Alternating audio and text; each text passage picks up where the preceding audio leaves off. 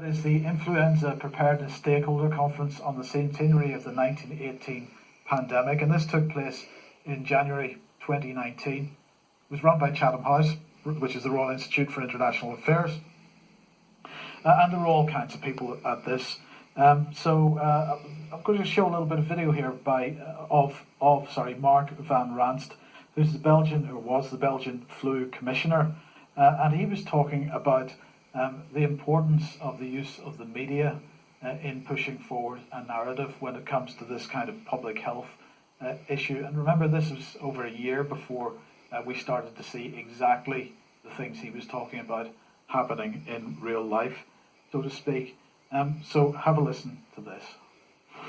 I was asked to tell you about my experiences being the crisis manager, the flu commissioner for Belgium, and highlighting the communication aspects there.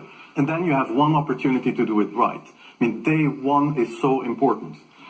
In day one, you start your communication with the press, with the people, and you have to do it right. I mean, you have to go for one voice, one message. In Belgium, they chose to appoint a non-politician to do that. I mean, I have no party affiliations, and that makes things a little bit, at that time at least, a little bit easier, because you're not attacked politically, majority, minority. That doesn't come into play, and that was a huge advantage. The second advantage is that you can play in Brussels the complete naive guy and get a lot more done than you would otherwise be able to do. You have to be omnipresent that first day or the first days, so that you attract the media attention. You make an agreement with them that you will tell them all, and if they call, you will pick up the phone. When you do that, then you can profit from these early days to get complete carpet coverage of the field, and they're not going to search for alternative voices there. And if you do that, that makes things a lot easier. And then you have to say, okay, well, we will have H1N1 deaths. Of course, that would be unavoidable. I used there Sir Donaldson's quote, where he said that in the UK, by the peak of the epidemic, 40 people would die per day at the end of the summer.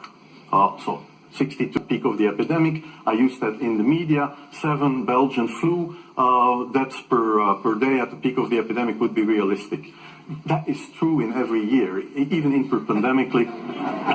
That is very, very conservative. However, talking about fatalities is important, because when you say that, people say, wow, what do you mean? People die because of influenza? And that was a necessary step to take. And then, of course, a couple of days later, you had the first H1N1 death in the country, and the scene was set and it was already talked about.